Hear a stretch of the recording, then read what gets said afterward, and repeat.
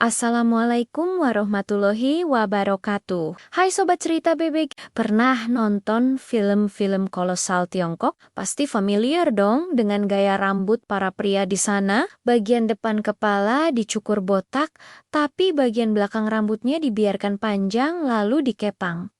Unik banget kan? Pasti banyak yang penasaran. Kenapa sih gaya rambutnya seperti itu? Apakah itu murni fashion?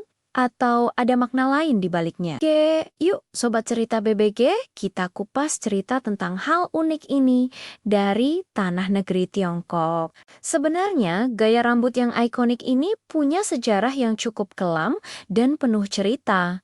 Loh, gaya rambut ini disebut Chu atau dalam bahasa Mandarin disebut Bianzi, dan percayalah, ini bukan sekadar tren. Gaya rambut ini adalah simbol penaklukan dan kepatuhan. Nah, Sobat Cerita BBG ini ceritanya dimulai pada abad ke-17 saat dinasti Ming yang merupakan etnis Han ditaklukkan oleh suku Manchu dari utara. Suku Manchu ini kemudian mendirikan dinasti Qing.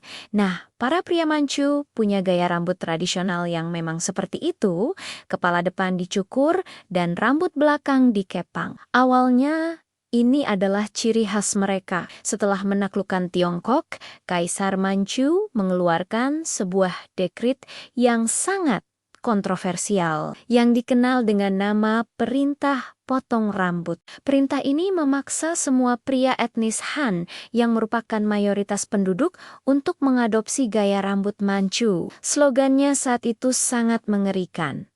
Pelihara rambutmu, kehilangan kepalamu.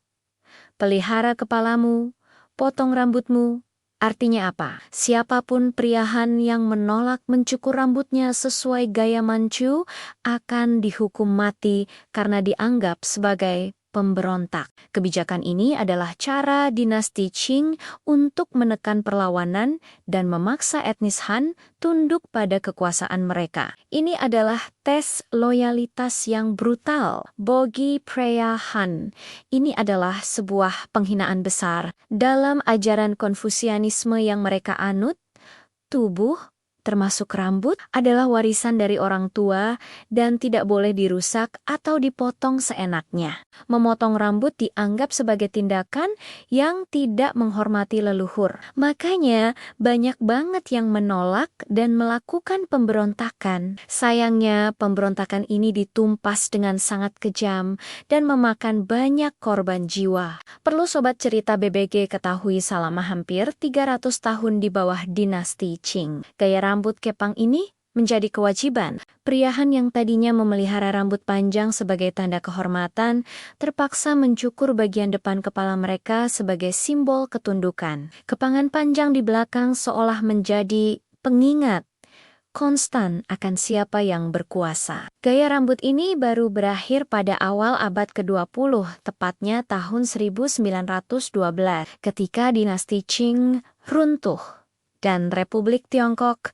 didirikan. Memotong kepang kemudian menjadi simbol pembebasan, modernisasi, dan perlawanan terhadap masa lalu yang feodal. Banyak orang berbondong-bondong memotong kepang mereka sebagai tanda memasuki era baru. Jadi, gaya rambut setengah botak dan dikepang ini bukan sekadar fashion kuno, di baliknya ada kisah panjang tentang politik, penaklukan, identitas budaya, dan perjuangan sebuah bangsa. Setiap helai rambut yang dicukur dan dikepang itu menyimpan cerita tentang sejarah yang kompleks.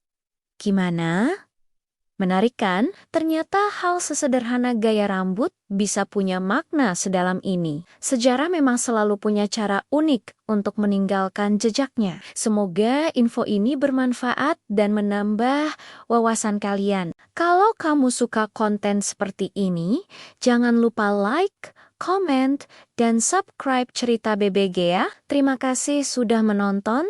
Sampai jumpa di video selanjutnya. Wassalamualaikum warahmatullahi wabarakatuh.